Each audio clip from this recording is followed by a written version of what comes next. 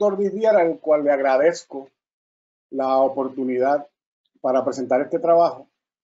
Mi presentación trata sobre las características de los participantes en el programa de asistencia nutricional, el programa PAN, y las conexiones de estas personas con el mercado de trabajo, lo cual ha sido un tema de discusión en Puerto Rico ya por años, sino décadas, y una preocupación que sale reflejada en, por ejemplo, los informes de la Junta de Control Fiscal sobre programas de asistencia en Puerto Rico. Agradezco primero al Instituto de Estadística, al doctor Vidier, por su invitación, al colega y compañero Alberto Velázquez, a Jacobo Orenstein Cardona por su apoyo en la presentación en varios aspectos del proyecto. También agradezco a las servidoras y servidores públicos que están aquí presentes, y ciertamente pues yo soy responsable de cualquier error o omisión en el trabajo. Puse mi correo electrónico en la primera página, lo puedo poner también en el chat tan pronto termine, para si alguien me quiere escribir para alguna información adicional, con mucho gusto la enviamos, y también puse el enlace para el informe en el chat para que lo puedan accesar a medida que yo doy la presentación. En el informe trato de responder a 3 preguntas interrelacionadas. La primera, ¿cuáles son las principales características socioeconómicas de los participantes en el programa PAN? Si cambiaron esas características significativamente durante el periodo entre el 2017, digamos antes del huracán María, y el periodo después, hasta el 2019, después de la tormenta. Y si cambiaron las conexiones con el mercado laboral entre los participantes adultos en el programa durante el periodo, digamos, de antes de la tormenta comparado con después de la tormenta hasta el 2019. La razón por la cual estudiar el periodo antes, durante y después de la tormenta es, primero, para entender el impacto de la tormenta en la población, y segundo, porque hubo un financiamiento federal adicional de unos 1.2 mil millones de dólares que permitió que el programa aumentase su nivel de beneficio y flexibilizó los parámetros y criterios de elegibilidad de forma tal de que permitía una proporción un poco más alta de la población participar en el programa. Y podemos estudiar si el impacto de eso fue el impacto de reducir la participación laboral, o si tuvo quizás un impacto de potencialmente aumentar la participación laboral de los participantes en el programa. Primero, es importantísimo tener en mente el patrón de distribución de la pobreza en Puerto Rico, el patrón geográfico. Resalto ciertamente el área metropolitana, pero áreas que están en rojo claro o rojo oscuro son áreas de la isla que tienen más de un 50% de la población bajo el nivel de pobreza. Esos bolsillos de pobreza concentrada que hay en Puerto Rico también se ven resaltados los del área metropolitana, donde se concentra hasta cierto punto no solo la población bajo la pobreza, sino la población que recibe el programa y participa en el programa PAN. Es importante tener esto en mente cuando pensamos en participación laboral, porque no es lo mismo un participante que puede residir en alguna zona del área metropolitana, donde como quiera y con todos los problemas de transportación hay cierta conectividad, con personas que pueden estar viviendo en partes mucho más aisladas de la isla, donde el tema de transportación y acceso a la transportación puede ser mucho más complicado cuando pensamos especialmente en la participación laboral. Ha habido durante las últimas 2 décadas, 3 décadas, cambios significativos en el número de familias que participan en el programa, y como vemos, un aumento significativo después de 2017, 18 y 19, donde supera las 800,000 familias participantes en el programa en años más recientes. El porciento de la población participando en el programa también aumentó significativamente, como ven en años más recientes, un aumento mucho más pronunciado en 2017, 2018, 2019, sobre todo después de la tormenta, aunque el aumento principal y el cambio en la curva que observamos es un cambio que se da alrededor del 2006, que es el año donde empieza la recesión económica en Puerto Rico. La línea azul es la línea de población total, la línea roja es la línea que estima los participantes en el programa PAN, y la línea gris es la que se vio en la gráfica anterior, el % de la población participando en el programa PAN, y de nuevo se ve cómo ha habido un aumento en 2017-2018, tanto en el número de participantes como el porcentaje de la población que participa, toda vez que ha habido una reducción en la población total en Puerto Rico, ya bien documentada en informes del instituto y trabajo hecho por colegas como Alberto y otros y otras en el instituto. Lo importante de resaltar es que la población en Puerto Rico ha bajado, el número de participantes en el programa ha aumentado y el porcentaje de la población en el programa ha aumentado significativamente después de la recesión, ya depresión, que comenzó en el año 2006. El primer gráfico, la primera tabla, enfoca en la cantidad que se recibe por familia y por persona y por familia en Puerto Rico. Este es el tamaño de personas en el hogar, desde una persona hasta un máximo de 12 personas. Hay 4 hogares en Puerto Rico con 12 personas que participan en el programa. Con estos 4 hogares, 48 personas. Y hogares de 1, 2, hasta 3 personas, con la cantidad de PAN promedio. En Puerto Rico era unos $310 para febrero del 2018. Una persona recibía $143, un hogar de 2 personas $261, un hogar de 3 personas quizás unos $360. El número de personas en cada renglón, que sumaban al 1.2 millones de participantes en febrero del 2018, y la distribución de hogares, con unos 687,000 hogares en este mes base, digamos, de febrero del 2018. El porcentaje de personas y el porcentaje de los hogares, un 55% de los hogares que tienen un participante y un 22% adicional tienen 2 participantes, con un 13% con 3 participantes y un % mucho menor con más de 3 participantes en ese hogar. De nuevo, lo importante de la distribución de individuos en el programa, con 30% de una persona, 24% de 2 personas, 22% son unidades de 3 personas y 16% con unidades de 4 personas, ¿no? Y el porcentaje de familias. El estudio enfoca en detalle en las características de los participantes en el programa, y la primera tabla presenta un sinnúmero de variables: el número de hogares, el número de participantes, la proporción de varones y hembras, la distribución por edad, el % con alguna discapacidad, el % sin hogar, el número de estudiantes de kindergarten hasta 4º año de escuela superior, el número de trabajadores o trabajadoras, el número de hogares que tenían una persona recibiendo un salario, el número de participantes que recibían algún tipo de dinero del Seguro Social y el número de participantes en hogares que se recibía algún otro tipo de ingreso en adición a salario, lo que se podían considerar como quizás ingresos por cuenta propia o negocio propio o economía quizás informal.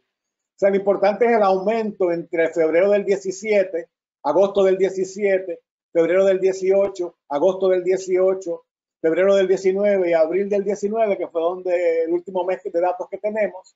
Aumento en el número de hogares de 646,000 a unos 730,000 en el pico en febrero del 19, y el número de participantes de 1.2 millones a 1.347 entre febrero del 17 a febrero del 19. En esos 2 años se dio un aumento de más de 100,000 participantes en el programa.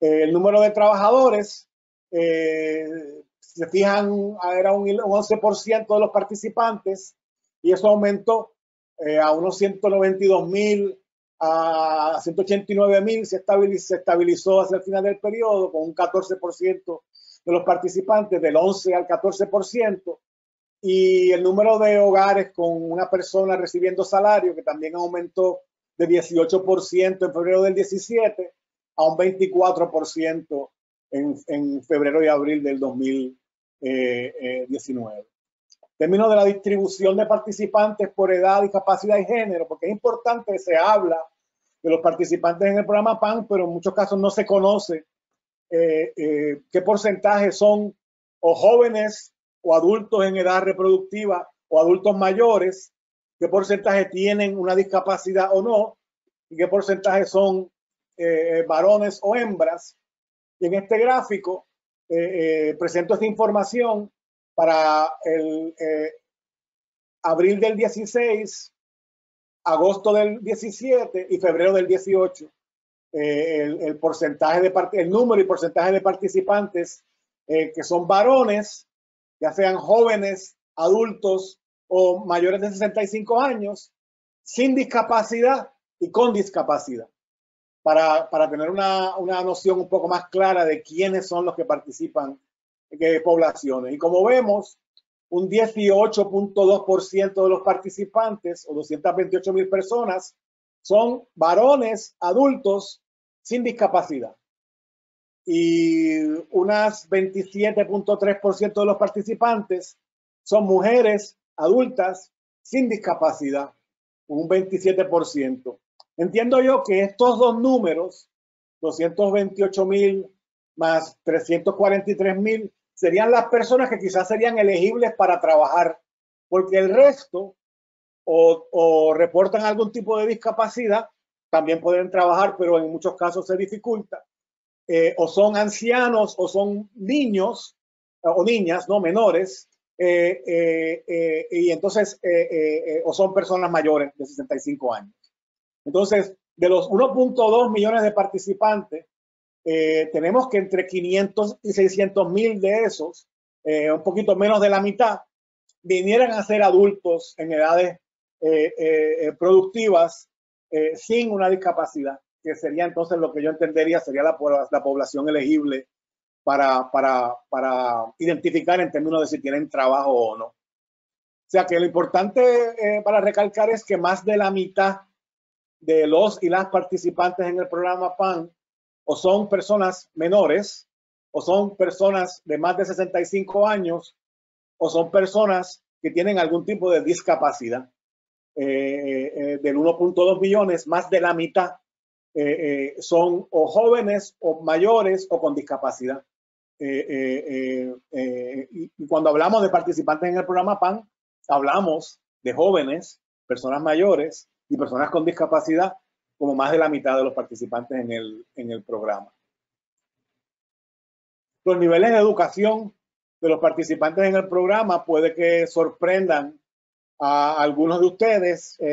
Escogimos la población entre 18 y 64 años y estudiamos cuántos habían completado escuela elemental nada más, cuántos habían asistido a escuela superior pero no habían completado un grado de escuela superior, cuántos se habían graduado de escuela superior, cuántos tenían un grado asociado o algo de universidad pero no habían completado universidad, y cuántos tenían un grado universitario. Y como pueden ver, del total, en el febrero del 17, un 34% de la población en el programa PAN tenía un grado asociado o había asistido a algo de universidad o había completado un grado universitario, un 4%.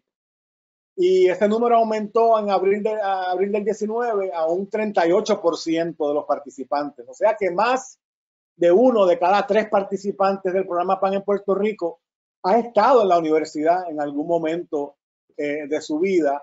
Un 32% que tienen un grado asociado o alguno de estudios universitarios sin haberlo completado, y un 6% que han completado sus estudios universitarios. Hay diferencias notables por género. Con las mujeres observamos un nivel de escolaridad bastante más alto.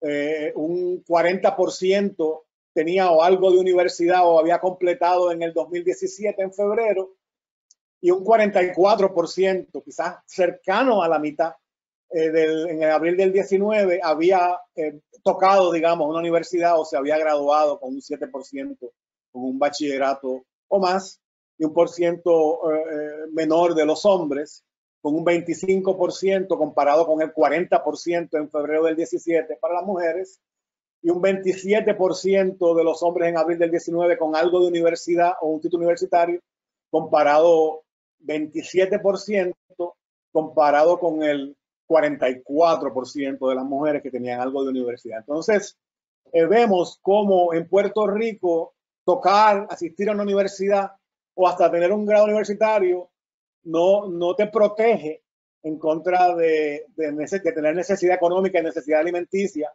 en gran parte porque los salarios en Puerto Rico son bajos y porque las oportunidades de empleo con salario que pague más del nivel de la pobreza, pues han sido bastante limitadas. Hemos visto de nuevo a través del tiempo una baja en la proporción de tanto varones como mujeres con menos de escuela superior, los llamados desertores escolares, y un aumento en la proporción de varones con graduados de escuela superior y con algo de universidad, aunque el nivel más alto de mujeres con algo de universidad también en aumento. Si comparamos febrero del 17 con abril del 2019. O sea que un nivel relativamente, digamos, alto, diría yo, de educación superior y universitaria, y ese nivel ha ido en aumento, toda vez que también ha aumentado el número de participantes en el programa y unas diferencias notables entre la escolaridad de los varones en el programa, que es mucho más baja que la escolaridad de las mujeres que participan en el programa. En términos de conexiones con el mercado de trabajo, y estoy ya consciente de que el tiempo se va volando.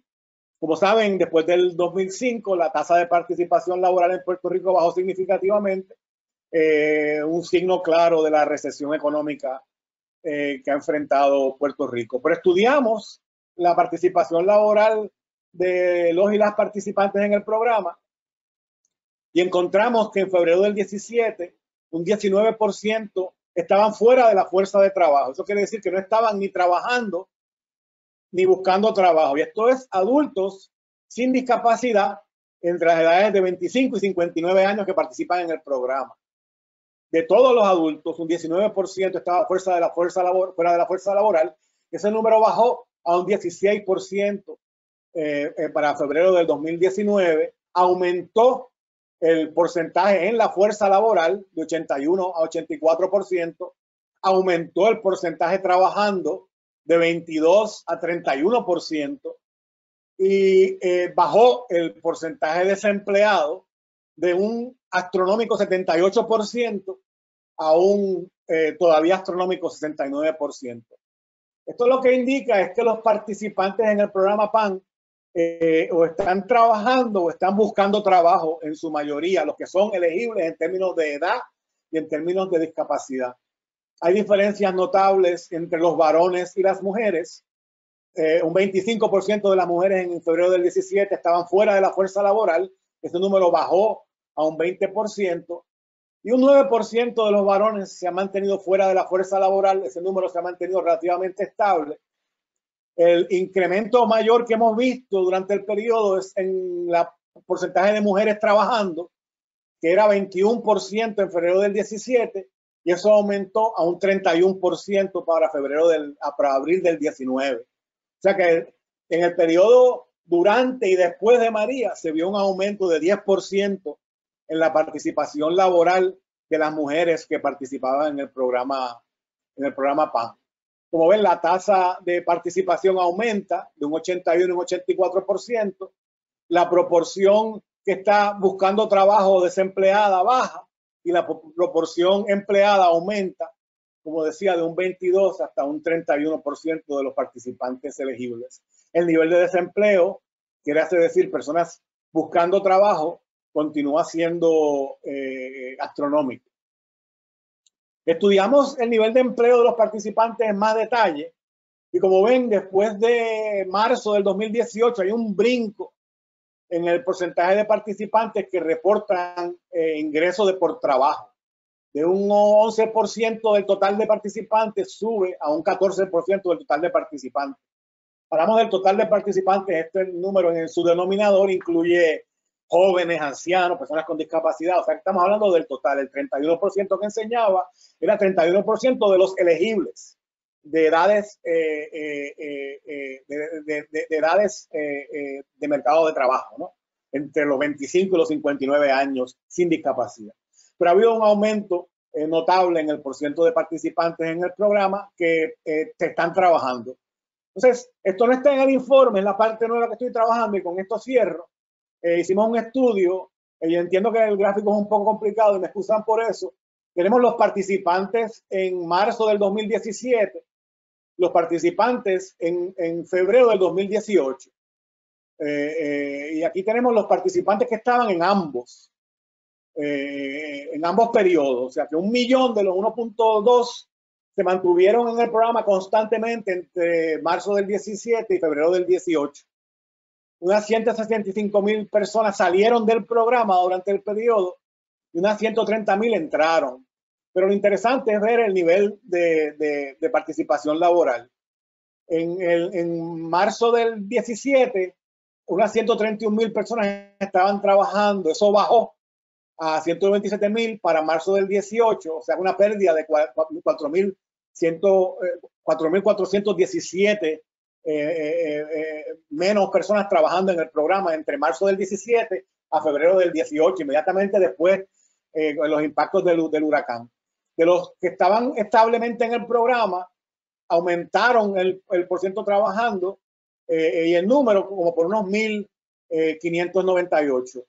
Unas 21,000 personas salieron del programa que tenían empleo y unas 15,000 personas que entraron al programa tenían empleo. Entonces ese es más o menos el balance entre los que se mantuvieron estables, unos 1,158 que aumentaron su empleo, las personas que salieron del programa con empleo y las personas que entraron al programa con empleo. Comparen esto con el periodo después de marzo del 18 hasta febrero del 19, donde se dio ese pago suplementario, donde se aumentó la cantidad que se le pagaba a las familias de unos $310, podían recibir hasta unos $511, y cómo eso parece estar asociado con un aumento en la participación laboral de los participantes. También, como se flexibilizaron las reglas, pues es posible que personas con trabajo entraran al programa, personas que tenían trabajo pero cuyos sueldos eran muy bajos. Y vemos que ciertamente el número de personas empleadas en el programa aumentó por 56,000 personas entre marzo del 18 y febrero del 19. De las personas que estaban en el programa, el empleo aumentó de 114,000 a 130,000, por unas 16,000 personas. Salieron 19,000 personas del programa. De las 157,000 que salieron, 19,000 tenían empleo. Y de las casi 300,000 personas que entraron al programa durante ese periodo, 59,000 tenían empleo. Entonces, si hacemos un balance entre cambios entre marzo y febrero marzo del 17 y febrero del 18, y ya con esto termino, y entre marzo del 18 a febrero del 19, pues notamos que en el periodo segundo, después de María, donde hubo un pago suplementario, hubo un aumento significativo en el porcentaje de participantes que estaban trabajando. Ciertamente entraron unas 59,000 personas al programa empleadas, un aumento de 277%, pero más notablemente de los participantes en el programa aumentó de 1,500, que fue el aumento entre marzo del 17 a febrero del 18, unos 16,700 trabajadores más en el periodo entre marzo 18 a febrero del 19, un aumento de un 947% en el porcentaje de participantes en el programa que estaban trabajando. Entonces, para resumir, hubo un aumento en la proporción de participantes que eran mayores de edad, una baja en la proporción de menores, y esto es consistente con el cambio demográfico de Puerto Rico y el envejecimiento de la población. Una tercera parte de los participantes tenía una educación postsecundaria, algo de educación postsecundaria, y la proporción de participantes que participaban, me perdonan la redundancia, en la fuerza laboral, es decir, que estaban o trabajando, buscando trabajo, y la proporción que reportaba un empleo aumentó significativamente durante el periodo. En la medida en que el aumento en la proporción de participantes del PAN que está trabajando representa una tendencia, existen varios potenciales factores que podrían explicar ese aumento. Primero, el aumento en los beneficios de programa de unos $310 por una familia de 3 a unos $511, puede haber permitido que más participantes, en particular mujeres, para las cuales vimos un crecimiento en su participación laboral mucho más notable, sobre todo mujeres con niños, pudieran aceptar un trabajo fuera del hogar, ayudándoles ese aumento en el pago a pagar el transporte o cuidado de niños, otros costos relacionados con irse a la calle a trabajar, digamos, ¿no? Los límites de elegibilidad más altos también pueden haber permitido a algunos participantes buscar y mantener un empleo más formal fuera del hogar sin arriesgar o poner en peligro su acceso a los beneficios de asistencia necesarios para su familia. Y tercero, los hogares que ingresaron al programa después de marzo del 18, después de que se aumentaron los límites y se permitió un poco más de flexibilidad, también tenían una probabilidad más alta de ser trabajadores, lo cual aumentó la tasa de participación en el programa. Entonces, una combinación de un aumento en los participantes trabajando, más entrada de personas que estaban conectadas al mercado del trabajo, es lo que explica el aumento notable que vemos en la participación laboral de los participantes en el programa de asistencia nutricional. Entonces, creo que hay que tener claro la información y meterse profundamente en los datos para tener información certera y precisa y hacer política pública en base a datos reales. Y segundo, pues minimizar la desinformación y los estereotipos que existen sobre la población en Puerto Rico que participa del programa de asistencia nutricional. Obviamente tengo muchísima más información que compartir, pero sé que el tiempo es limitado. O sea que agradezco nuevamente por la oportunidad de presentar. Estoy a las órdenes para los que deseen un poquito más de detalles sobre estos datos y este análisis. Y estoy totalmente abierto a cualquier pregunta de cualquiera de ustedes. Muchísimas gracias.